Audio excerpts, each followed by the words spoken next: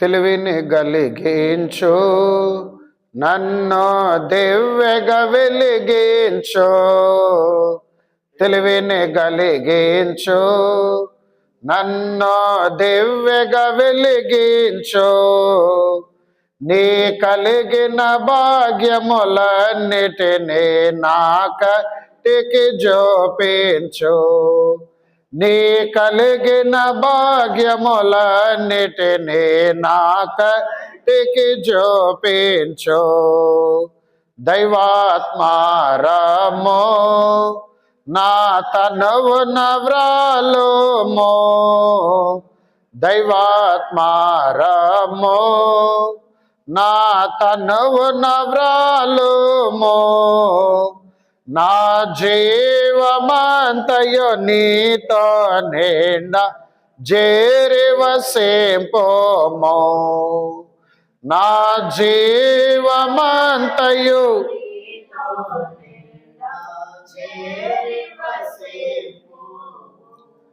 ఈ దినము కొరకు దేవుని వాక్యమును చదువుకుందాము. పరిశుద్ధ గ్రంథములో నుంచి ప్రకటన గ్రంథము 21వ అధ్యాయము 27వ వచనమును చదువుకుందాం. ప్రకటన గ్రంథం 21వ అధ్యాయము 27వ వచనమును చదువుకుందాం.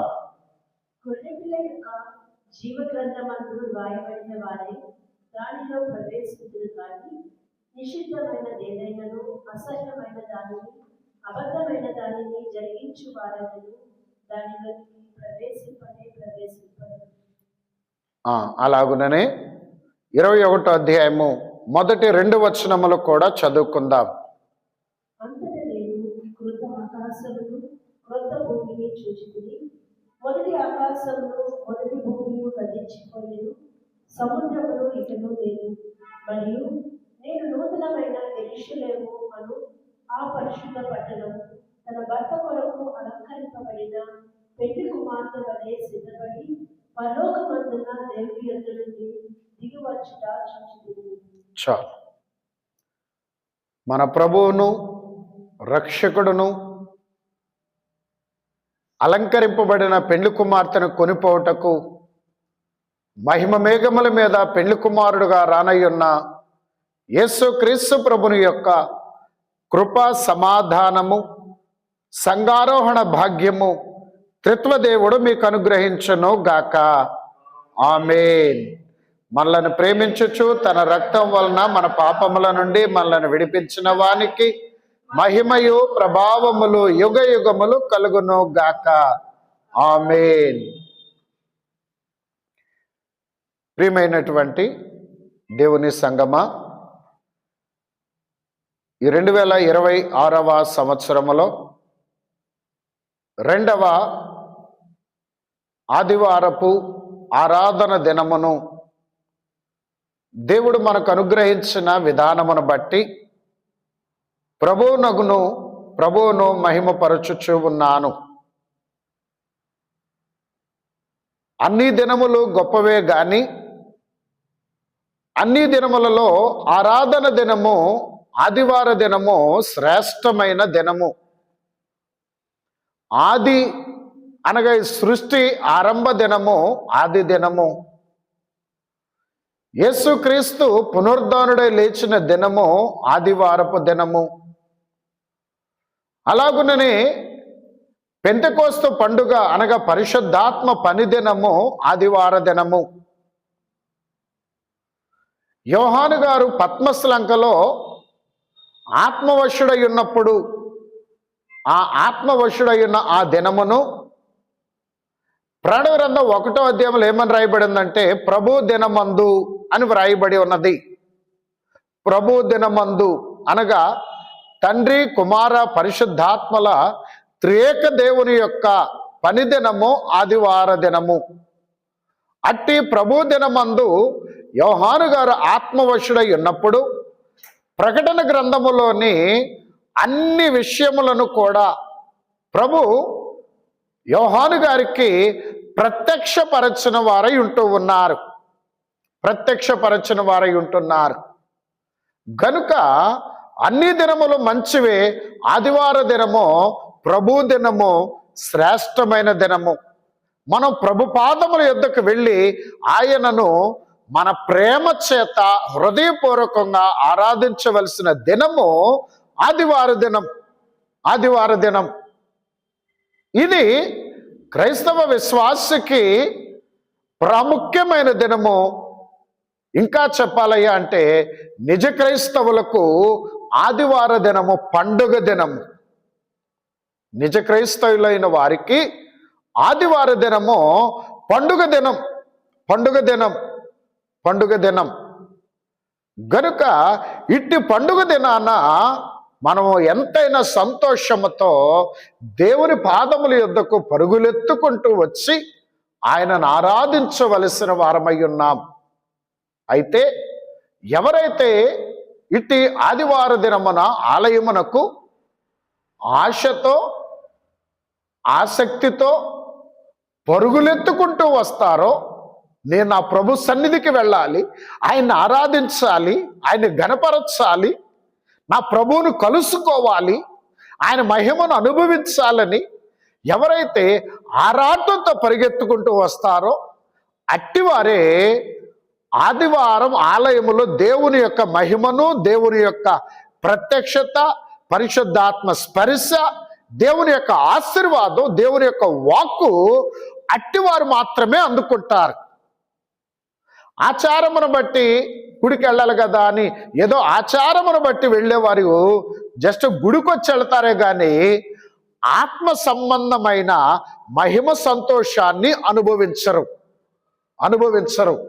అందుకే ఆదివారపు ఆరాధనకు అనేది ఆసక్తితో పరుగులెత్తాలి. మనం ట్రైన్ ఎక్కడానికి ఎలా ఆసక్తితో పరిగెత్తుతామో, ఫ్లైట్ ఎక్కడానికి ఎలా ఆసక్తితో పరిగెత్తుతామో, అంతకంటే ఎక్కువ ఆసక్తితో మనం దేవుని సన్నిధికి పరుగెత్తాలి. అప్పుడే ప్రభుని యొక్క మహిమ మనం అనుభవిస్తాం, ఆయన ప్రత్యక్షత అనుభవిస్తాం, ఆయన ఆత్మ నింపుదల అనుభవిస్తాం, ఆయన ఆశీర్వాదం అనుభవిస్తామండి. అంత గొప్ప మహిమ దీవెన తెచ్చిపెట్టేదే ఆదివార దినం. అందుకే దైవజనులైన దేవదాసయ్య గారు ఆదివారం గురించి ఒక వచనం కూడా రాశారు. ఆరాధన దేనంబు ఆచరింపగా వలయు, ఆరాధన దేనంబు ఆచరింపగా వలయు, ఏ రోజు కన్నాను ఈ రోజే గొప్ప, ఏ రోజు కన్నాను ఈ రోజే గొప్ప. ఆదివార దినము అన్ని దినములు మంచి దినములే, ఆదివార దినము గొప్ప దినము, మహిమకరమైన దినము. అందుకే ఆదివారం రోజు ఇంకా చెప్పాలంటే పాత నిబంధన క్రమాన్ని బట్టి చూస్తే వారు శనివార దినాన్ని విశ్రాంతి దినంగా భావించేవాళ్ళు. ఆదివార దినము ఆరాధన దినం. అట్టి దినాన వారు ఏ పని చేయకూడదని దేవుడు ఒక గొప్ప నియమాన్ని ఇచ్చారు. ఈ రోజున మనం కూడా ఆదివార దినాన అట్టి గొప్ప నియమముగా మనం పాటించినప్పుడు గొప్ప ఆశీర్వాదాన్ని మనం అనుభవించగలుగుతాం. సరే, ఇట్టి శ్రేష్టమైన దినాన్ని ప్రభు మనకు అనుగ్రహించిన దానిని బట్టి దేవునికి మహిమ కలుగును గాక. ఆమేన్. మనం చదువుకున్న వాక్యమును గమనించినప్పుడు ఈ ప్రకటన గ్రంథం 21వ అధ్యాయములో ఉన్న సంగతులు ఎప్పుడు జరుగుతాయి అని ఆలోచన చేసినప్పుడు, ఎప్పుడు జరగబోయే విషయములు అని ఆలోచన చేసినప్పుడు అవి జరిగిపోయిందా, జరుగుతుందా, జరగబోతుందా? ఈ ప్రకటన గ్రంథం 21వ అధ్యాయంలో ఉన్న సంగతులు జరిగిపోయినాయా, జరుగుతున్నాయా, జరగబోతున్నాయా అని ఆలోచన చేస్తే జరగబోయే సంగతులు మరి ఇక్కడ ముందుగా మనం 27వ వచనం దగ్గరికి వెళ్ళబోయే ముందు జరగబోయే సంగతులు అని నేను జ్ఞాపకం చేశాను కదా అని దాన్ని అర్థం చేసుకో ముందు ఆ 21వ అధ్యాయంలో ఉన్న 1వ వచనం మనం గమనిస్తే, అంతటా నేను క్రొత్త ఆకాశమును క్రొత్త భూమిని చూచితిని. ఇది యోహాను గారు తను చూచిన దర్శనాన్ని బట్టి వ్రాస్తూ ఉన్నారు. క్రొత్త ఆకాశమును క్రొత్త భూమిని నేను చూచితిని. ఎక్కడుంది క్రొత్త ఆకాశం క్రొత్త భూమి? మనం పుట్టిన దగ్గర నుంచి ఇదే భూమి, ఇదే ఆకాశం. క్రొత్తదేమన్నా చూస్తున్నావా? మన ఆంధ్రాలో ఒక ఆకాశం అని, ఢిల్లీలో ఒక ఆకాశం ఉందా? లేదు. ఒకటే భూమి, ఒకటే ఆకాశం. మరి యోహాను గారు చూస్తున్నది ఆయన దర్శనంలో చూస్తున్నాడండి, దర్శనంలో చూస్తున్నాడు. అయితే ఇది ఎప్పుడు జరగబోతుంది అన్నప్పుడు, రెండవ రాకడ తరువాత ఈ ప్రపంచంలో రెండవ రాకడ జరగబోతుంది. దేవుడు వధువు సంఘంగా సిద్ధపడిన వారిని పరలోకమునకు తీసుకొని వెళ్ళిన తరువాత రాకడ జరగబోతుంది. ఈ రాకడ తరువాత అనగా సంఘం, పెండ్లి కుమార్తె సంఘం పరలోకానికి ఎత్తబడిన తరువాత లోకానుసారంగా పాప జీవితంలో జీవించిన వారు భూమి మీద విడవబడతారు. ఈ భూమి మీద విడవబడినప్పుడు 7 ఏండ్లు భూమి మీద భయంకరమైన శ్రమలు ఉంటాయి. 7 సంవత్సరములు భూమి మీద భయంకరమైన శ్రమలు ఉంటాయి. ఈ 7 సంవత్సరాలు భూమి మీద ఉండే శ్రమలు కూడా 2 భాగాలుగా ఉంటాయి. ఒకటి సగం 7లో సగం 3.5 సంవత్సరములు కొద్దిపాటి శ్రమలైతే, మిగిలిన 3 సంవత్సరములు ఏ మానవుడు కూడా తట్టుకోలేనటువంటి తీవ్రమైన శ్రమ ఉంటుంది, తీవ్రమైన శ్రమ. అయితే ఎంత శ్రమ ఉన్నా ఈ 7 సంవత్సరాలలో శ్రమ అనుభవించడమే ఉంటుంది, కానీ మరణము రాదు, మరణము రాదు. అటువంటి భయంకరమైన శ్రమ ఈ 7 సంవత్సరాలు భూమి మీద ఉంటాయి. అయితే ఈ రాకడలో ఎత్తబడి పరలోకానికి వెళ్ళిన సంఘానికి పరలోకంలో 7 సంవత్సరములు పెండ్లి విందు. విందు అంటే సంతోషం, సంతోషం, సౌఖ్యం, ఆనందం అనేది పరలోకంలో సంఘానికి ఉంటాయి. ఎవరైతే రెండో రాకడలు ఎత్తబడతారో వారికి పరలోకంలో విందు. విందు అంటే ఇక్కడ మనకులాగా చక్కగా మంచి భోజనాలు వడ్డించరు. సంతోషకరమైన స్థితిని అనుభవించడమే విందు, మహిమ స్థితిని అనుభవించడమే విందు. ఏ శ్రమ, శోధన, టెన్షన్, హడావుడి లేకుండా సుఖ సౌఖ్యములతో మహిమను అనుభవిస్తూ దేవుని స్తుతించడమే విందు. ఇది పరలోకంలో ఉండే విందు. ఎవరికి విందయ్యా అంటే రాకడలో ఎత్తబడే సంఘానికి ప్రభు ఇచ్చే విందు. అంటే అక్కడ ఇంకొక ఆదరణ ఏంటంటే, ఎత్తబడిన సంఘానికి ఈ కృపాకాలములో సంఘము దేవుని కొరకు, నీవు నా కొరకు ఎంతో ప్రయాసపడ్డావు, నీతిగా జీవించడానికి, వాక్యానుసారంగా జీవించడానికి, పరిశుద్ధతను కాపాడుకోవడానికి, భక్తిని కాపాడుకోవడానికి, అలాగే ఎన్ని శ్రమలు వచ్చినా, ఎన్ని శోధనలు వచ్చినా, ఎన్ని ఇబ్బందులు వచ్చినా, ఏ మేలు ఉన్నా లేకపోయినా, ఆశీర్వాదం ఉన్నా లేకపోయినా, నీవు నా కొరకు, వాక్యము కొరకు నీవు జీవించావు ఈ భూలోకంలో. అందుకని ఈ 7 ఏళ్లలో కూడా నీకు సంతోషము, సమాధానాన్ని ప్రభు మనకు అక్కడ ఏర్పాటు చేస్తారు. ఈ భూలోకంలో మనం ఎంత కష్టపడినా, ఎంత సంపాదించినా, ఎంత ఆస్తున్నా, ఎంత గొప్ప పొజిషన్ ఉన్నా, శాశ్వతమైన సంతోషం, శాశ్వతమైన ఆనందము ఇక్కడ ఉండదు ఈ భూలోకంలో. ఈ భూలోకంలో అందుకే చూడండి, కొద్దిసేపు సంతోషంగా ఉన్నాం, కొద్ది రోజులు సంతోషంగా ఉన్నామంటే వెంటనే ఏదో ఒక శ్రమ, ఏదో ఒక సమస్య, ఏదో ఒక ఇబ్బందో, ఏదో ఒక అనారోగ్యమో వస్తుంది. అవునంటారు కాదంటారా? ఖచ్చితంగా 4 రోజులు సంతోషంగా ఉన్నామంటే ఏదో ఒక శోధన వస్తుంది, ఏదో ఒక వైపు నుంచి వస్తుంది. అందుకే ఈ భూలోకంలో ఉన్నంత కాలం, ఈ శరీరంతో ఉన్నంత కాలం కూడా ఏదో ఒక శ్రమ మానవునికి వస్తానే ఉంటుంది. నువ్వు ఏ స్థితిలో ఉన్నా సరే శ్రమ అనేది వస్తూనే ఉంటుంది. విస్తారమైన ఆస్తి ఉంది, డబ్బు ఉందనుకోండి, వారికి ఏ అనారోగ్యాలు రావా? డబ్బున్నంత మాత్రాన సంతోషం ఉంటుంది అనుకుంటే అది పొరపాటే. డబ్బున్నంత మాత్రాన ఆరోగ్యం ఉంటుంది అనుకుంటే పొరపాటే. ఈ లోకంలో ఉన్నంత వరకు, మనం ఈ శరీరంలో ఉన్నంత వరకు శోధన, శ్రమ అనేది తప్పదు. అయితే శాశ్వతమైన సంతోషం ఎప్పుడంటే పరలోకానికి చేరినాకే.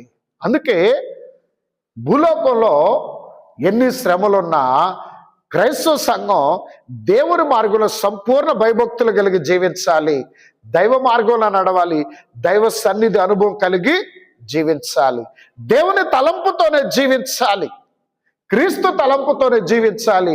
అట్టి సంఘాన్ని దేవుడు ఆయన రాకడ మేఘములోనికి ఆయన కొనిపోయి అక్కడ విశ్రాంతిని, సౌఖ్యాన్ని, సంతోషాన్ని, సమాధానాన్ని ఈ పరలోకంలో ప్రభు అనుగ్రహిస్తారు. ఆ తర్వాత 1000 ఏళ్ల పరిపాలన, ఈ 7 ఏళ్ల కాలం పూర్తయినాక 1000 ఏళ్ల పరిపాలన. ఈ 1000 ఏళ్ల పరిపాలనలో ప్రభు ప్రక్కన ఉండి, ప్రభు ప్రక్కన కూర్చొని రాకడలు ఎత్తబడిన సంఘానికి పరిపాలించే భాగ్యాన్ని పరిపాలించే భాగ్యాన్ని. ఈ భూలోకంలో క్రీస్తుని బట్టి శ్రమ అనుభవించినప్పుడు 7 ఏళ్ళేమో విశ్రాంతినిచ్చి, సంతోషాన్నిచ్చి, 1000 ఏళ్ల కాలంలో పరిపాలించే భాగ్యాన్ని ఇస్తారు. ఎవరికి ఇస్తారు 1000 ఏళ్లలో పరిపాలించే భాగ్యాన్ని అంటే ఈ రాకడలో ఎత్తబడిన సంఘానికి. చూడండి, రాకడలో ఎత్తబడిన సంఘానికి పరలోకంలో ఎంత గొప్ప భాగ్యమో, పరలోకంలో ఎంత గొప్ప ఆధిక్యత, విశ్రాంతి, సంతోషము, సమాధానంతో పాటు విందును అనుభవించే అంతస్తుతో పాటు 1000 ఏళ్ళు పరిపాలించే భాగ్యాన్ని ఈ రాకడలు ఎత్తబడే సంఘానికి ప్రభువు ఇవ్వబోతున్నారు. అందుకే నిజ క్రైస్తవులు ఈ కృపాకాలంలో ఎన్ని శ్రమలు వచ్చినా కూడా శ్రమలు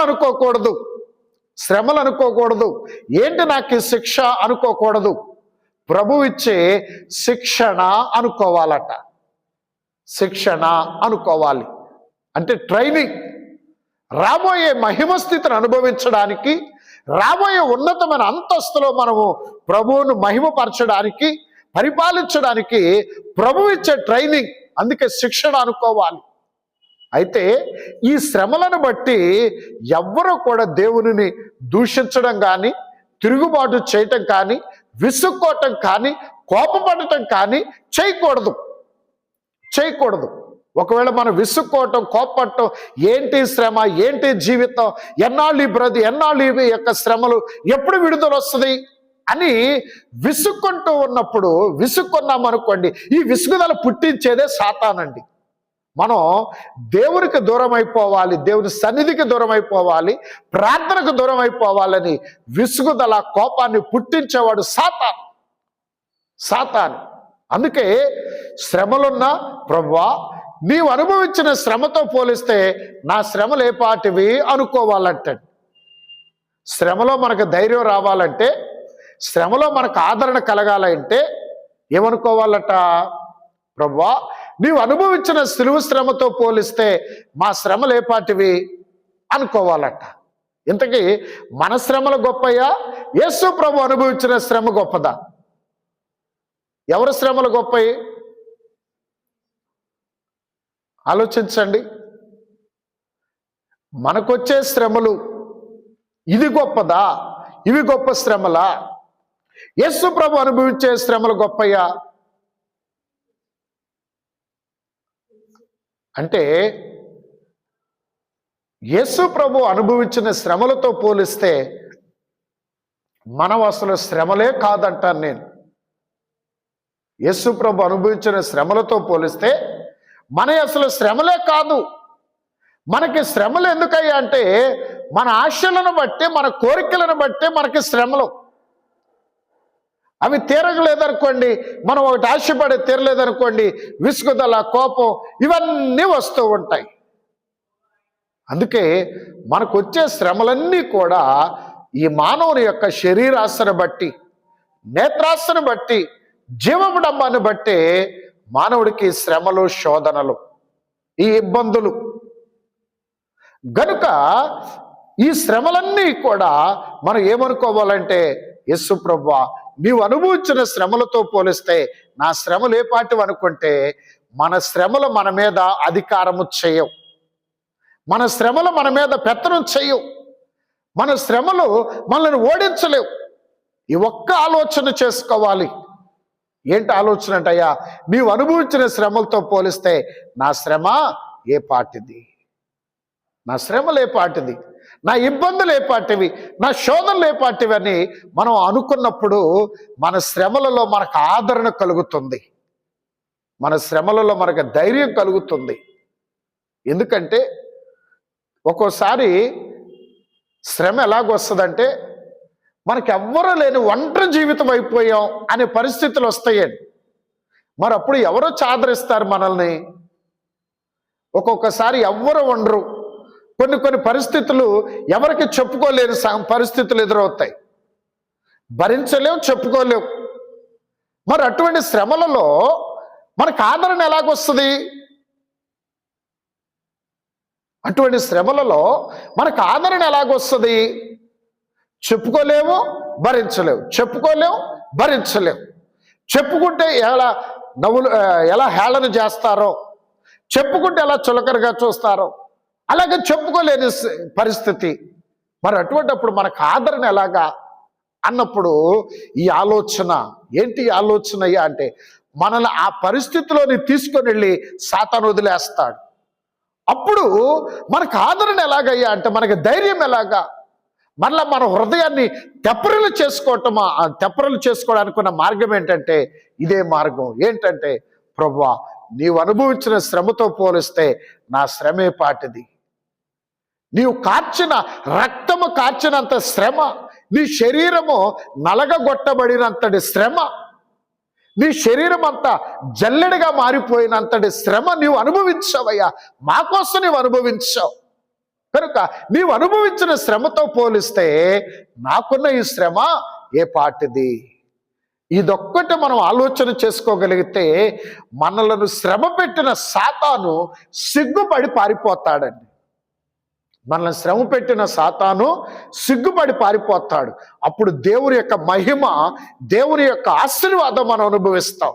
అప్పుడు దేవదూతలు వచ్చి మనల్ని బలపరుస్తారండి, మనల్ని బలపరుస్తారు. అంటే అన్ని సమృద్ధిగా ఉన్నప్పుడు ఎవరైనా దేవుని జ్ఞాపకం చేసుకుంటారు. తీవ్రమైన శ్రమలో, వికటమైన శ్రమలో, ఎవరు లేని ఒంటరితనములోనే మన ప్రభువుని జ్ఞాపకం చేసుకున్నప్పుడు, ఆయన్ని బట్టి ధైర్యం తెచ్చుకున్నప్పుడు ఆయన కృప మనల్ని ఆవరిస్తుంది, ఆయన దేవదూతలు మనల్ని బలపరుస్తారు. సరే, మంచిది. ఆ తర్వాత ఈ 1000 ఏండ్ల పరిపాలన ఇది ప్రభు, నేను చెప్పాను కదా, ప్రభు ప్రక్కన కూర్చొని ఈ రాకలు ఎత్తబడిన సంఘానికి పరిపాలించే ఈ భాగ్యాన్ని ప్రభు అనుగ్రహిస్తారు. అందుకే ఈ భూలోకంలో శ్రమలు వచ్చినాయంటే ఏ క్రైస్తవులైనా దేవుడు నాకు పరలోక భాగ్యాన్ని, మహిమ స్థితిని సిద్ధపరిచాడని మనం ఆ తలంపును బట్టి మనం ధైర్యంగా ఉండాలి, సంతోషంగా ఉండాలి. అప్పుడు శ్రమలు ఓడిపోతాయి. సరే, ఈ యొక్క 1000 ఏండ్ల పరిపాలన తరువాత సాతాను అనగా అంత్యక్రీస్తు, అబద్ధ ప్రవక్త, దయ్యములు, భూతములు, అంధకార శక్తులు అందరూ కూడా నరకములో వేయబడతారు. 1000 ఏండ్ల పరిపాలన తర్వాత అంత్య తీర్పు ఉంటుంది, చివరి తీర్పు.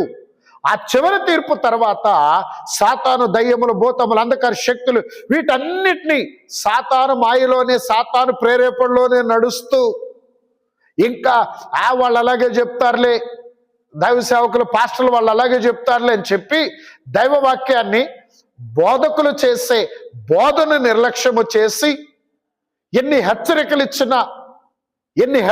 ఇచ్చినా జీవితాన్ని మార్చుకోకుండా, ప్రవర్తన మార్చుకోకుండా, అలవాట్లు మార్చుకోకుండా, లైఫ్ స్టైల్ని మార్చుకోకుండా ఎవరైతే పాప జీవితంలో ఉంటారో వారందరినీ సాతానుతో పాటు కలిపి నరకములో పడేస్తారండి.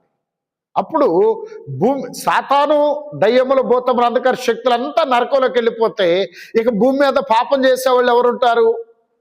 పాపము చేసే ఆలోచన పుట్టించేవారు ఉండరు, పాపం చేసేటట్లుగా ప్రేరేపించేవారు ఉండరు. గనుక మానవలోకం, ఈ భూమి, ఆకాశం మొత్తం పరిశుద్ధంగా మార్చబడుతుందండి.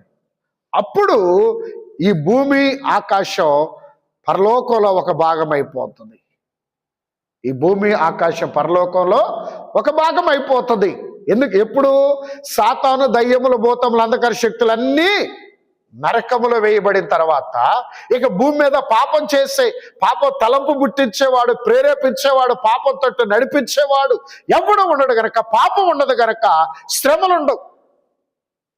సాతాను ఉన్నాడు గనక పాప ప్రేరేపణ ఉండదు, పాప ప్రేరేపణ ఉండదు గనుక పాపం ఉండదు, పాపం ఉండదు గనక శ్రమలు ఉండవు, రోగములు ఉండవు, ఇబ్బందులు ఉండవు, శోధనలు ఉండవు, ఏమీ ఉండవు. అప్పుడు ఈ భూమి ఆకాశం పరలోకంలో ఒక భాగం అయిపోతుంది. ఎందుకంటే పరిశుద్ధమైపోతాయి. పాపం ఉన్నంత వరకు కూడా ఈ భూమి మీద శ్రమలు, రోగాలు, ఇబ్బందులు, సమస్యలు వస్తూనే ఉంటాయి. మీరు ఎన్ని మందులైనా కనిపెట్టండి, ఈ మందులన్నీ అంటే ఎన్ని జబ్బులు, ఎన్ని ఇబ్బందులు వచ్చినా, వాటికి ఎన్ని మార్గాలు కనిపెట్టినా అసలు ఇవి ఎందుకు వస్తున్నాయి అంటే ఈ భూమి మీద ఏమున్నది కనుక, ఈ భూలోకంలో పాపం ఉన్నది కనుక. పాపం ఉన్నంత వరకు ఏదో ఒక శ్రమ ప్రతి మానవుడికి మతాలతో పని లేదు, కులాలతో పని లేదు, ప్రాంతాలతో పని లేదు, దేశాలతో పని లేదు. ఈ భూలోకంలో పాపం ఉన్నంత వరకు ప్రతి మానవుడికి ఏమొస్తూనే ఉంటుంది, శ్రమలు అనేవి వస్తూనే ఉంటాయి.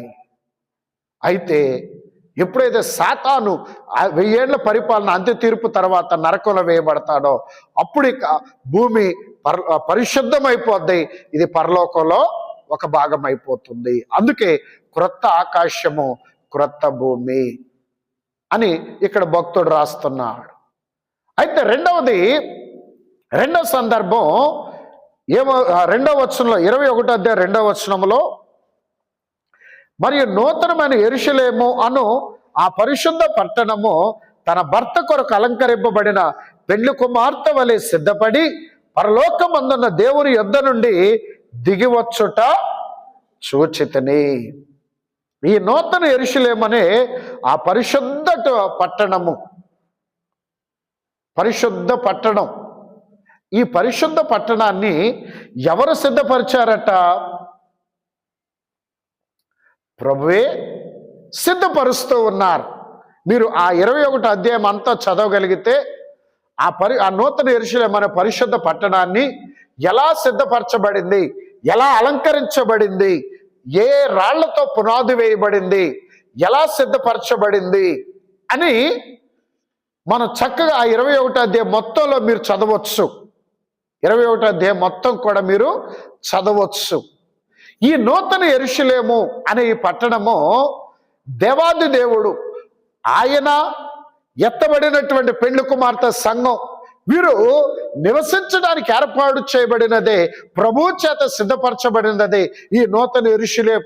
దీనికే ఉన్న పేర్లు ఏంటంటే పరలోకమని, దేవలోకమని, స్వర్గమని, మోక్షమని ఉన్న పేర్లన్నీ దీనికున్న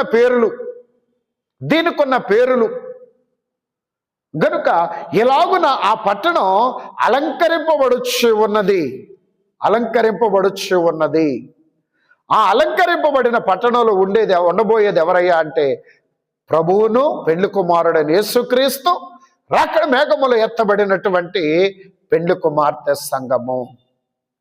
ప్రియమైన దేవుని బిడ్డలారా, ఇట్టి పట్టణం పరలోకము నుంచి దిగవచ్చుట చూచుచు ఉన్నాడు ఆయన దర్శనములో. అయితే ప్రభు సిద్ధపరచుచున్న ఇట్టి శ్రేష్టమైన పట్టణంలో నివసించబోయేది ఎవరు, ఉండబోయేది ఎవరు, ఆ పట్టణంలో ప్రవేశించు వారెవరు అని అంటే ఇప్పుడు 26, 27 వచనాలు చూద్దాం. 26, 27 వచనాలు. దానిలోనికి తీసుకుని వచ్చేదను. గొర్రెపిల్ల యొక్క జీవగ్రంథమందు రాయబడిన వారై దానిలో ప్రవేశించి కానీ విశుద్ధమైనదైనను అసహ్యమైన దానిని, అబద్ధమైన దానిని జరిపించి వారైనను దానిలోనికి ప్రవేశింపరు. చూడండి, ఎవరు అందులోనికి? జనములు తమ మహిమను ఘనతను దానిలోనికి తీసుకుని వచ్చెదరు. అంటే మహిమ, ఘనత అంటే జనములు అనగా ప్రజలు వారి యొక్క గొప్ప స్థితి అంతటిని, వారి గొప్ప స్థితిని, వారి ఉన్నతమైన స్థితిని, వారి ఆధిక్యతలు, వారి ఆశీర్వాదం, వారు కలిగి ఉన్న సమస్తమైనటువంటి స్థితిగతులన్నీ కూడా వారి అంతరంగ మహిమ స్థితి అంతటిని కూడా దానిలోని తీసుకొని వస్తారట. ఎందుకయ్యా అంటే అన్ని మీ వల్లే మాకు కలిగినవు ప్రభువా, అన్ని ఘనతలకు నీవే అర్హుడవు నాయనా అని ఆయనను ఘనపరచు నిమిత్తము వారి యొక్క మహిమను, వారి ఘనతని, వారి ఔన్నత్యాన్ని, వారి గొప్పతనాన్ని అంతటినీ కూడా దానిలో తీసుకొని వస్తారట. అయితే రెండవదిగా 27వ వచనంలో ఆ యొక్క ఆ పట్టణంలో ప్రవేశించు వారు ఎవరో ఇక్కడ రాయబడుతున్నది. ఎవరట? గొర్రెపిల్ల యొక్క జీవ గ్రంథమందు వ్రాయబడిన వారే దానిలో ప్రవేశింతురు. గొర్రెపిల్ల యొక్క జీవ గ్రంథం. ప్రతి వ్యక్తి యొద్ద 2 దేవదూతలు ఉంటారంట. ప్రతి విశ్వాస దగ్గర లేదా ప్రతి మానవుడి దగ్గర 2 దేవదూతలు ఉంటారు. ఈ 2 దేవదూతల యొక్క పనేమిటంటే కుడి ప్రక్కన ఉన్నవారేమో మన మంచి తలంపులు, మంచి మాటలు, మంచి చూపులు, మంచి వినికిడి, మంచి ప్రవర్తన, మంచి పనులు, ఇవన్నీ కుడి ప్రక్కన ఉన్నటువంటి దేవదూత నోట్ చేసుకుంటారట. ఎడమ ప్రక్కన ఉన్న దేవదూత మనం ఆలోచించే చెడ్డ ఆలోచనలు, చెడ్డ తలంపులు, చెడ్డ మాటలు, చెడ్డ ప్రవర్తన, చెడ్డ క్రియలు, వీటన్నిటినీ చెడుగు అని సంబంధించినంతా ఎడమ ప్రక్కన ఉన్న దేవదూత రాసుకుంటారట. కుడి ప్రక్కన ఉన్న వారేమో మనలో ఉన్న మంచి అంతటిని నోట్ చేసుకుంటారు. అందుకే మనం ఏమనుకోకూడదు, నన్ను ఎవరు చూడట్లేదులే అనుకోకూడదట. నన్ను ఎవ్వరు చూడట్లేదులే, నేను చేసేది ఎవరికి తెలియదులే అని అనుకోకూడదట. మనుషులకు తెలియకపోవచ్చు, కానీ ఆత్మస్వరూపులైన దేవునికి, అలాగే దేవదూతలకి, భక్తులైన వారికి సమస్తము వాళ్ళకి అన్నీ తెలుస్తుంది. మరుగైనదంటూ ఏమీ కూడా ఉండదు. గనుక దీనిని బట్టి ఎవరి గురించి అయితే ఈ జీవ గ్రంథంలో రాయబడుతుందో, మరి ముఖ్యంగా ఇక్కడ మనం జాగ్రత్తగా ఉండవలసింది ఏంటంటే దేవాది దేవుడు ఆయన దూతలు మనల్ని చూస్తున్నారు అని మనం జాగ్రత్త కలిగిన వారమై ఉండాలి మొట్టమొదటిగా. రెండవది, ఈ వాక్యములో ఇంకొంచెం మనం లోతుగా ఆలోచన చేయాలి. చాలా జాగ్రత్తగా గమనించండి. జీవ గ్రంథమందు వ్రాయబడి ఉన్నటువంటి వారే ఆ నూతన యెరూషలేము అనే పట్టణంలో ప్రవేశించువారు. ఇప్పుడు మన పేర్లు జీవ గ్రంథమందు వ్రాయబడి ఉన్నాయా లేవా? మన పేరులు జీవ గ్రంథమందు వ్రాయబడి ఉన్నాయా లేవా అని ఆలోచన చేస్తే మన పేరులు జీవ గ్రంథమందు వ్రాయబడి ఉన్నాయి. ఎలాగా అంటే, ఒకటి, తండ్రి అయిన దేవుడు జగత్తు పునాది వేయబడక మునిపే తన కుమారుడైన యేసు క్రీస్తును బట్టి మనలను ఆయన ఎన్నుకున్నాడు. ఆయన బిడ్డలుగా, ఆయన సొత్తుగా, ఆయన ప్రజలుగా, ఆయన విశ్వాసులుగా, ఆయన సేవకులుగా ఉండినట్లు ఈ సృష్టి లేక మునిపే దేవుడు తన ఏర్పాట్లో మనల్ని ఎన్నుకున్నాడు. చూడండి, ఆ వాక్యాన్ని మనం చదువుకున్నాం. ఫిలిప్పీలకు రాసిన పత్రికలో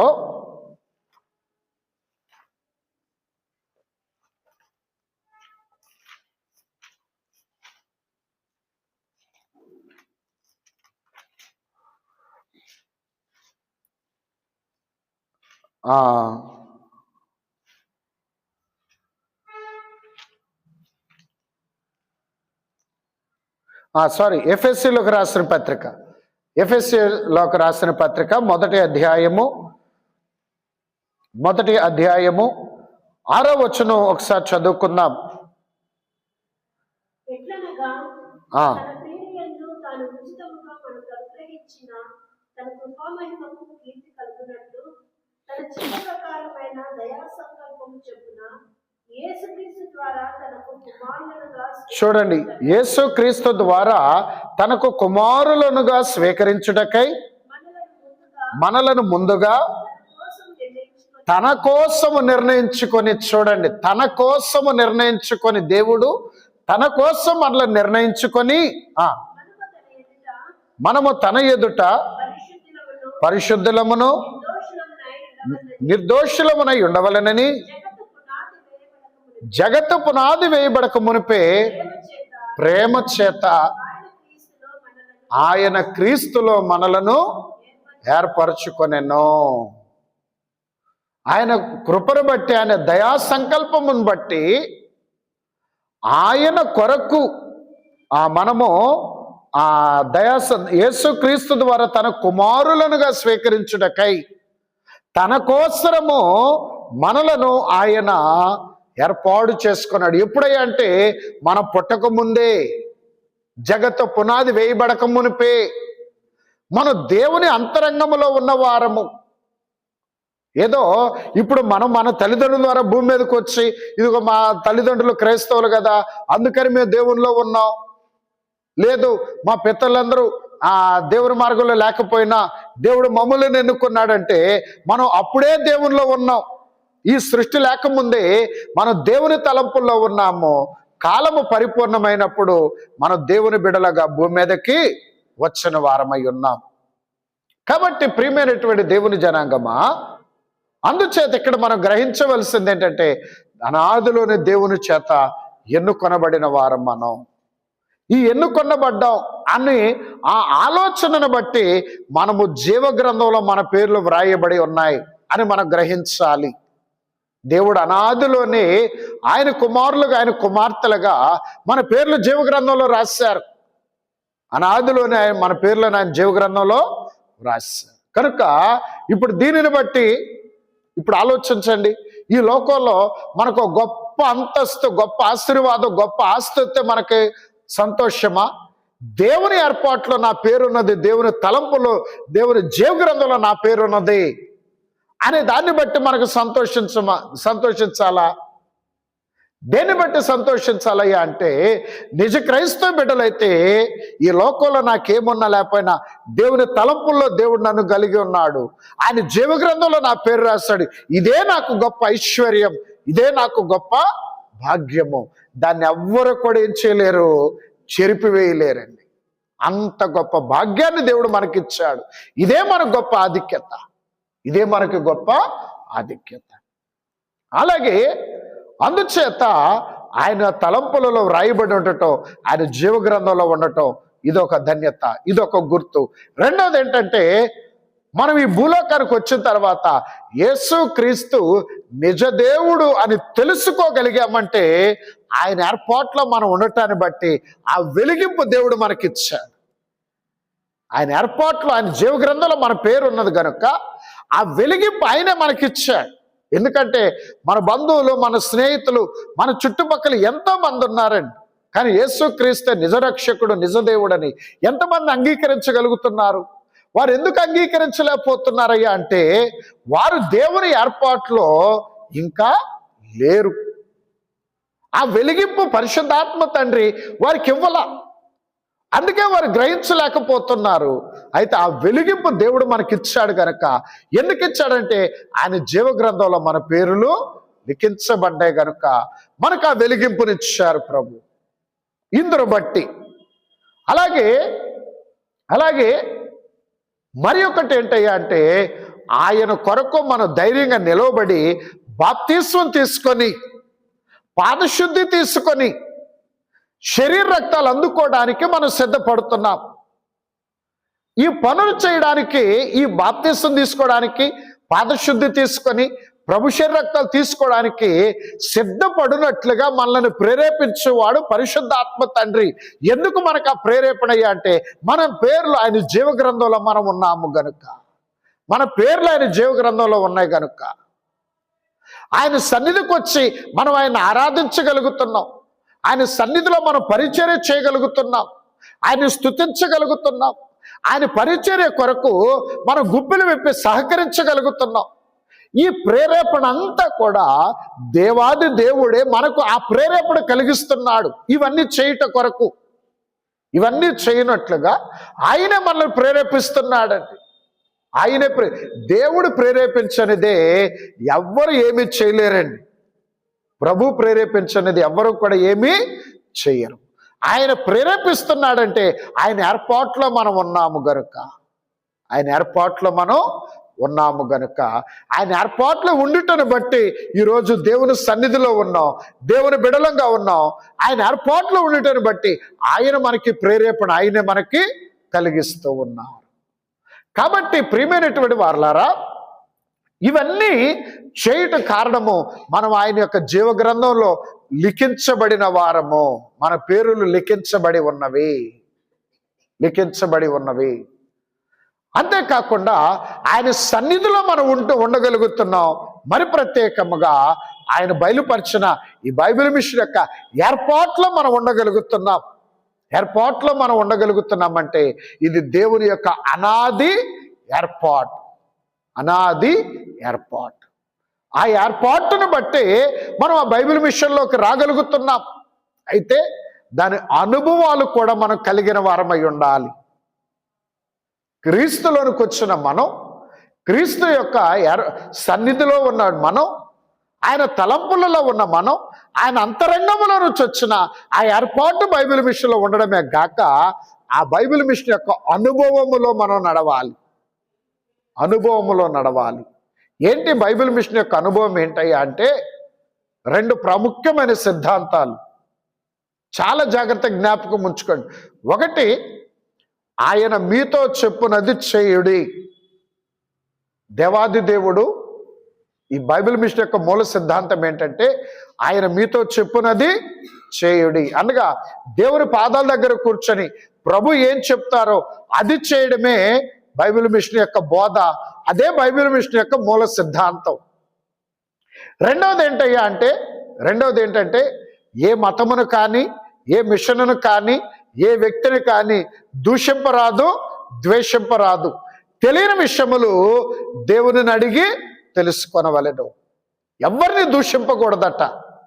ఏ మతాన్ని కానీ, ఏ మిషన్ను కానీ, ఏ డినామినేషన్ కానీ, ఏ వ్యక్తిని కానీ, ఎంత మంచివారు కావచ్చు, ఎంత చెడ్డవారు కావచ్చు, ఎవరిని మనం దూషించకూడదు. మనం ఎవరు దూషించడానికి? సమస్తము ఎరిగిన వాడాయన, ప్రతి ఒక్కరికి తీర్పునిచ్చేవాడు ఆయన. మనం ఎవరు దూషించడానికి? ఎవరి వల్ల మనకు అన్యాయం కలిగినా సరే, నష్టం కలిగినా సరే, ప్రభువా సమస్తము కాలానుగుణముగా నీవే చూచుచున్న దేవుడవు, నీవే తీర్పు తీర్చే దేవుడవు, నీకే మహిమ కలుగును గాక అని దేవునికి మనం సమర్పిస్తే దేవుడే మనల్ని అన్ని విషయాలు మన పక్షంగా ఉండి ఆయన కార్యం జరిగిస్తారు. అందుకే మనం ఎవరిని కూడా దూషించకూడదని. ఇక్కడ ఒక గొప్ప దైవజనుడు ఉన్నాడండి. ఆ ఒరిస్సా రాష్ట్రంలో విస్తారమైన సేవ జరిగించి ప్రభు పిలుపు అందుకొని ప్రభు దగ్గరికి వెళ్ళిపోయిన గొప్ప దైవజనులు సుజీవరాజు అయ్యగారు, బైబిల్ మిషన్ అయ్యగారు. ఆయన గుంటూరు జిల్లా ప్రాంతంలో ఉండేటువంటి వారు. ఆ సేవకు రాకమునుపు ఒక మామూలు వ్యక్తిగా ఉన్నప్పుడు దైవజనులైన దేవదాస్ అయ్య గారు ప్రతి కరపత్రానికి ఆ ట్రాక్స్ ప్రింట్ చేసి డిస్ట్రిబ్యూట్ చేసేవాళ్ళు. ప్రతి కరపత్రానికి ముందు పైన హెడ్డింగ్ మరణాత పెట్టి దాని కింద ఇది రాసేవాళ్ళు. ఏ మతమును కానీ, ఏ మిషన్ కానీ, ఏ వ్యక్తిని కానీ దూషింపరాదు, ద్వేషింపరాదు, తెలియని విషయాలు దేవుణ్ణి అడిగి తెలుసుకోవాలనని ఆ టైటిల్ పెట్టి కరపత్రాలు డిస్ట్రిబ్యూట్ చేసేవాళ్ళని. అంటే మన హ్యాండ్ బిల్స్ లాగా సువార్త పత్రికలు. అయితే ఒక పత్రిక ఎలాగో డిస్ట్రిబ్యూట్ చేస్తుంటే ఆయనకు దొరికినప్పుడు ఆ టైటిల్ చూసి ఇంత మంచి వాక్యాన్ని, ఇంత మంచి కొటేషన్ రాసిన దైవజనుడు ఎవరు, ఆయన కలవాలి, ఆయన చూడాలన్న ఆశతో ఆయన ఉన్న ప్రాంతం నుంచి గుంటూరు వచ్చినప్పుడు ఆ దేవదాసయ్య గారు అప్పుడు సజీవంగానే ఉన్నారు. ఆయన చూడటానికి వచ్చారు. ఇంత మంచి వాక్యాన్ని రాసిన భక్తుడు ఎవరో ఆయన కలవాలని వచ్చాడు. వచ్చేసరికి దేవదాసాయి గారు ఇంట్లో రూమ్లో ఉన్నారు. అప్పటికే చాలా వృద్ధులు. అప్పుడు ఇప్పుడు బైబిల్ మిషన్ హెడ్ ఆఫీస్ అయిన బేతేల్ హౌస్లో ఇప్పుడున్న ప్రెసిడెంట్ అయ్య గారు వాళ్ళ తాతయ్య గారు, ఇప్పుడున్న ప్రెసిడెంట్ అయ్య గారు శామ్యుల్ కిరణయ్య గారు వాళ్ళ తాతయ్య గారు, వారు ఆ ప్రాంతంలో గొప్ప ధనవంతులు, జమీందారులు. మరి ఆయన దగ్గరకు వచ్చినప్పుడు, అయ్యా ఇదిగో ఈ పత్రిక వేశారు కదా దేవదాసాయి గారు అంటే ఎవరు, ఆయన ఒకసారి చూడాలని ఉంది అని ఆయన దగ్గరకు వస్తే ఆయన ఏం చేశాడు, ఒక పని అప్పగిచ్చారు ఆయనకి. ఒక పని అప్పగిచ్చి, నువ్వు ఈ పని కంప్లీట్ చేస్తే అప్పుడు నేను ఆయన దగ్గర తీసుకొని వెళతాను అన్నప్పుడు ఆయన్ని చూడాలన్న ఆశతో, చాలా పెద్ద పని అది, చాలా పెద్ద పని. ఆ పనంతా మధ్యాహ్నానికల్లా కంప్లీట్ చేసేసారండి. పొద్దున వచ్చిన ఆయన మధ్యాహ్నానికి ఆ పనంతా కంప్లీట్ చేశారు. చాలా పెద్ద పని, 2-3 ఉంటే కానీ చేయలేని పని ఆయన ఒక్కడే చేశాడు, ఆ దైవజనుని చూడాలనే ఆశను బట్టి. అయితే ఆ పని క్లియర్ అయిపోయిన తర్వాత ఈయన చక్కగా స్నానం చేయమని స్నానం చేపించి, కడుపు నిండా భోజనం పెట్టి, అప్పుడు ఈ వచ్చిన సుజీరాజయ్య గారిని దేవదాసాయి గారి దగ్గర తీసుకుని వెళ్ళారట. దేవదాసాయి గారి దగ్గర తీసుకుని వెళితే దేవదాసాయి గారు ఏమన్నారంటే, పత్రికలు, సువార్త పత్రికలు కట్ట ఒకటి ఇచ్చి ఆయనకిచ్చి, అడవి మనిషి పో అడవిలోకి అన్నారట. అడవి మనిషి పో అడవిలోకి అన్నారట. గుంటూరు నుంచి ఒరిస్సా నడిచెళ్ళిపోయారట. ఆ పత్రికల కట్ట తీసుకొని గుంటూరు నుంచి ఒరిస్సా నడిచెళ్ళారు. ఏమండి, ఎక్కడ మన ఇంటి పక్కనే ఉంటుందా ఒరిస్సా? గుంటూరుకి ఒరిస్సాకి సుమారు దగ్గర కొన్ని 100 కిలోమీటర్ల దూరం. దేవుని యొక్క ఆత్మశక్తిని బట్టి, ఆ దైవజనుని మాటలో ఉన్న ప్రభు యొక్క మహిమను బట్టి అంత దూరం ఆయన పత్రికలు తీసుకొని నడుచుకుంటూ వెళ్ళిపోయి, అక్కడ గుహలలో, బొర్రా గుహల నుండి ఆ గుహల్లో ఆయన 90 రోజులు ఉపవాస ప్రార్థన చేశారంట. 90 రోజులు అంటే 3 నెలలు ఉపవాస ప్రార్థన చేసినప్పుడు ఒరియా భాష అంతా ప్రభు నేర్పించేశాడట ఆయన, ఆ భక్తునికి. అక్కడ జంతువుల్ని వేటాడుకుతేనే, మనుషుల్ని వేటాడుకుతేనే ఆ మనుషులు ఉండేవారట. వారి బట్టలు కట్టుకోవడం తెలియదు. వారి వృత్తి ఏంటయ్యా అంటే, వారి పని ఏంటయ్యా అంటే, జంతువుల్ని వేటాడుకోవటం, వాటిని చంపుకొనో కాల్చుకొని అట్లా తింటాం, అదే వారి బ్రతుకు. ఆ ప్రజల మధ్యకు ఎందుకు వెళ్ళి వారికి దేవుడిచ్చిన ఆత్మజ్ఞానాన్ని బట్టి వారిని ఆయన దారిలోనికి తెచ్చుకొని, వారికి ఆ బట్టలు కట్టుకోవడం నేర్పించి, నాగరికత నేర్పించి, వారికి మంచి జీవన విధానాన్ని నేర్పించి వారికి సువార్త ప్రకటించేవారు. అంత గొప్ప విస్తారమైన సేవ జరిగించారు ఆ దైవజనులు. ఎందుకంటే ఇదంతా ఎందుకు చెప్తున్నానంటే, ఆ టైటిల్ ఉందో చూశారు, అది ఒక వ్యక్తిని, సామాన్యంగా ఉన్న వ్యక్తిని అసాధారణ వ్యక్తిగా మార్చింది.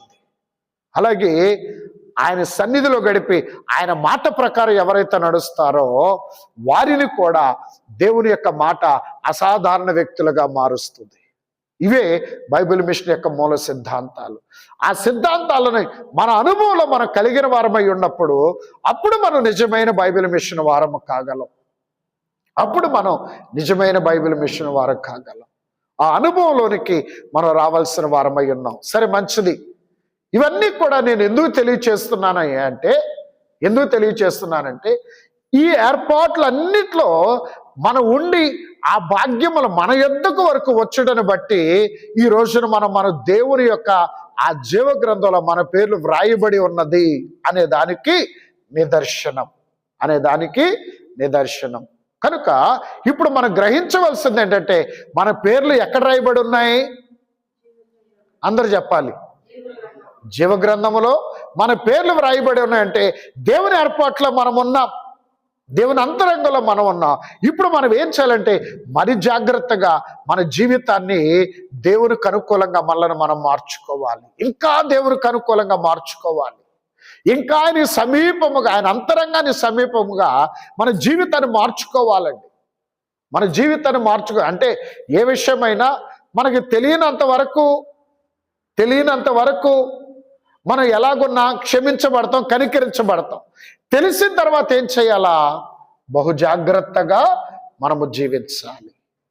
తెలియనంత వరకు ఓకే, తెలిసిన తర్వాత మనం బహు జాగ్రత్తగా జీవించాలి. మన జీవితాన్ని మార్చుకోవాలి, మన విధానాన్ని మార్చుకోవాలి, మన పద్ధతులు, మన అలవాట్లు, మన ఆలోచనలు, చివరికి మన వస్త్రధారణ కూడా అన్నీ దైవికంగా మనం మార్చుకోవాలి. అన్నీ దైవికంగా మనం మార్చుకోవాలి. అన్నీ కూడా మార్చుకోవాలి. మార్పు అనేది ఏం తెలియజేస్తుందంటే, నీ మనస్సు మార్పున గుర్తు నీ బహిరంగ మార్పు. అర్థమైందండి? మారు మనస్సున గుర్తు ఏంటయ్యా అంటే మన బహిరంగ మార్పు, మన మాటల్లో మార్పు, మన పనుల్లో మార్పు, మన అలవాట్లలో మార్పు, మన ప్రవర్తనలో మార్పు. ఇవన్నీ గుర్తు దేని కొరకంటే నీ మనస్సు మారింది అనే దానికి గుర్తు. మనస్సు మారలేదనుకోండి, మన బహిరంగ జీవితంలో ఏ మార్పు ఉండదు. మన బహిరంగ జీవితంలో ఏ మార్పు ఉండదు. మన మనస్సు మారింది అనే దానికి గుర్తు అన్నిట్లో కనబడాలి. అన్నిట్లో, మన మాటలో, మన పనుల్లో, మన ఆలోచనలో, మన వస్త్రధారణలో, మన నడవడికలో, మన అలవాట్లలో అన్నిట్లో మార్పు కనపడాలి. అప్పుడే మనసు మారిందని అర్థం. మనసు మారకుండా ఏదో పైన మార్పులు వస్తే అది నిలబడదు. అట్టి వారు రాకడ మేఘములోనికి ఎత్తబడలేరు. కనుక ప్రియమైనటువంటి దేవుని బిడ్డలారా, అందుకే ఇక్కడ నా బోధ యొక్క ఉద్దేశం ఏంటంటే, మన పేర్ల జీవగ్రంథం అందు ఉన్నాయని మనం గ్రహించవలసిన వారమై ఉన్నాము. అందుకే ఈ జీవగ్రంథం యొక్క ప్రాముఖ్యత ఎంత విలువైనదో ఒక్క వాక్యం చదువుకుందాం. చూడండి, నిర్గమకాండం 32వ అధ్యాయము 32వ వచనం. నిర్గమకాండం 32వ అధ్యాయము 32వ వచనం. అయ్యో, నీవు వారి పాపమును ఒకవేళ పరిహరించితివా, లేని ఎడల నీవు రాసిన నీ గ్రంథములో నుండి నా పేరు తుడిచివేయమని బతిమాలుకొనుచున్నాను నేను. ఇక్కడ మోషే గారి యొక్క ప్రార్థన కనబడుతుంది.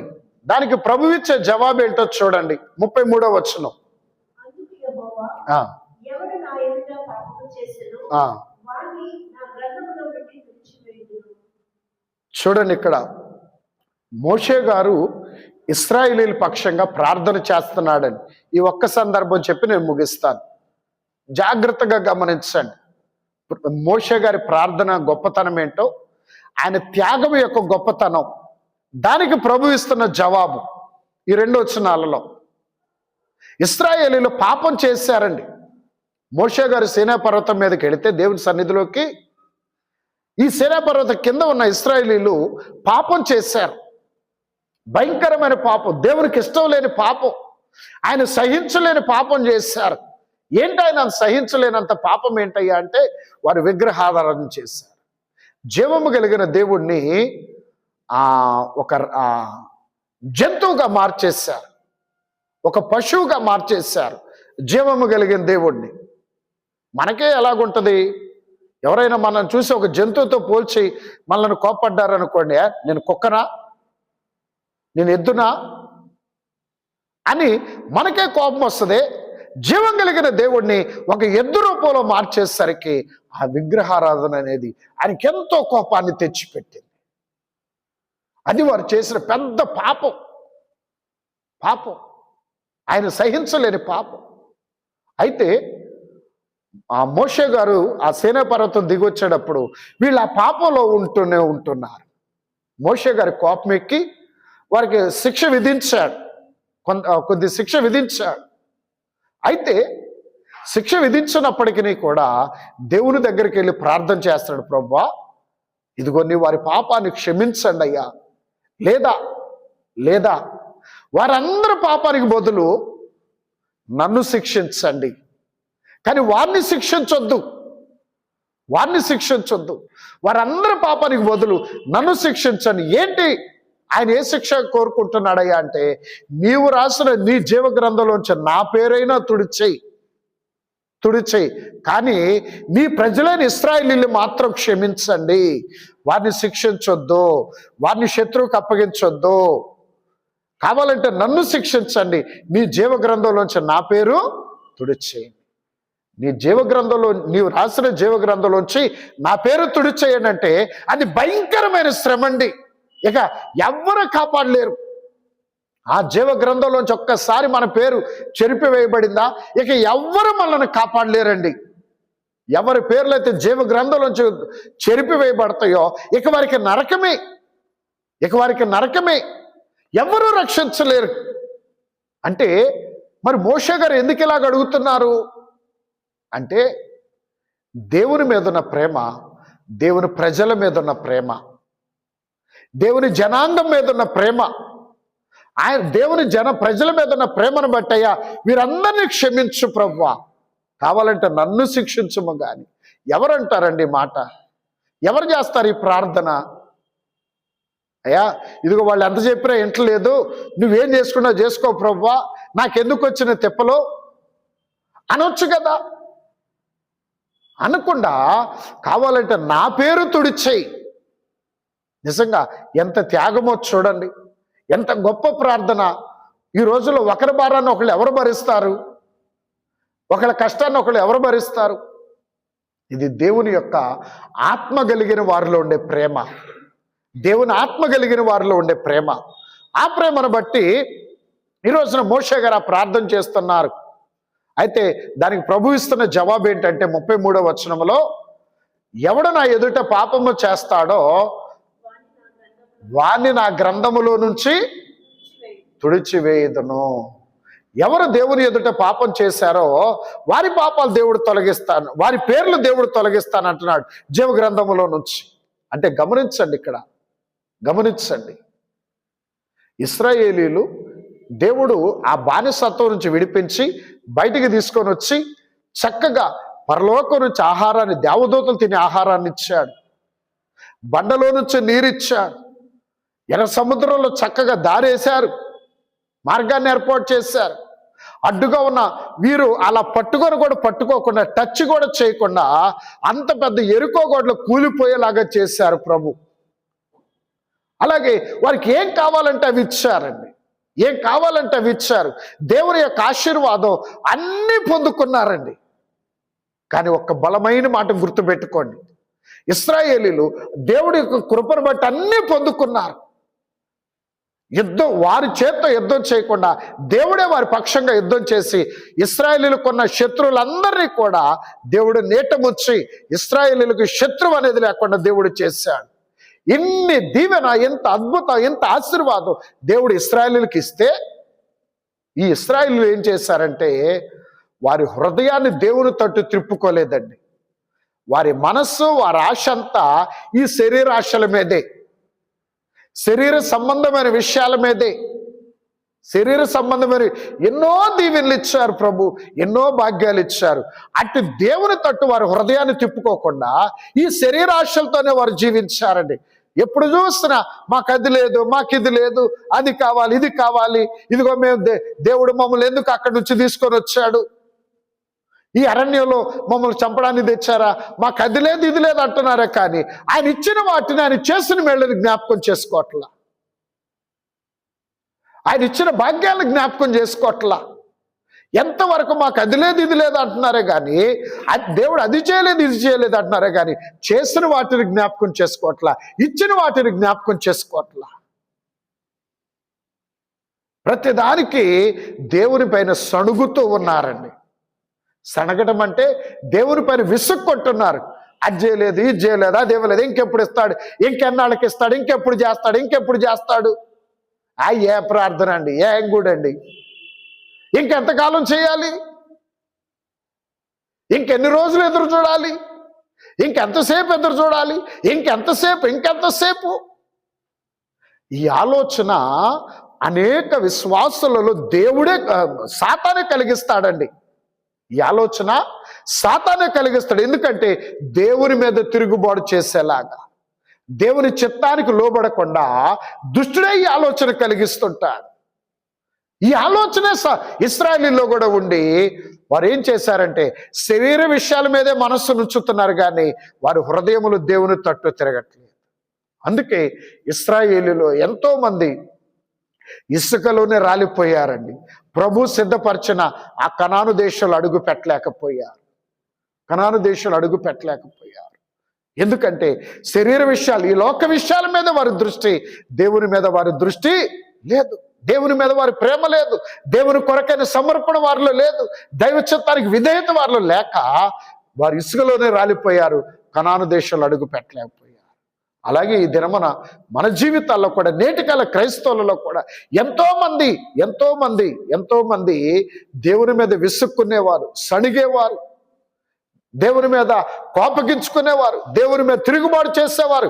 ఇంకెన్నాళ్ళు ప్రార్థన చేయాలి, ఇంకెంతసేపు ఎదురు చూడాలి, ఇంకెంతసేపు నిరీక్షించాలి, ఇంకెన్ని ఉపవాస ప్రార్థన చేయాలి, ఇంకెంత ప్రయాసపడాలి అని వారిని వారు హెచ్చించుకుంటూ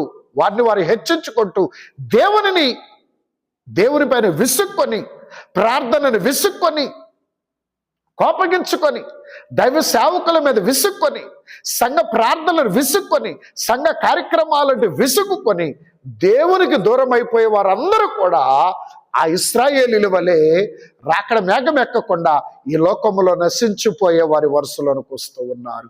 నేటి కాల క్రైస్తవులు లోకాన్ని విడవలేక కొంతమంది, పాపాన్ని విడిచిపెట్టలేక కొంతమంది, చెడుగును విడిచిపెట్టలేక కొంతమంది అయితే దేవుని పైన విసుక్కొని, కోపగించుకొని, మరికొంతమంది దేవుని సన్నిధి నిర్లక్ష్యం చేసి, దేవుని సంఘాన్ని నిర్లక్ష్యం చేసి, సంఘ కార్యక్రమాన్ని నిర్లక్ష్యం చేసి ఎంతోమంది భ్రష్టులైపోతూ ఉన్నారు.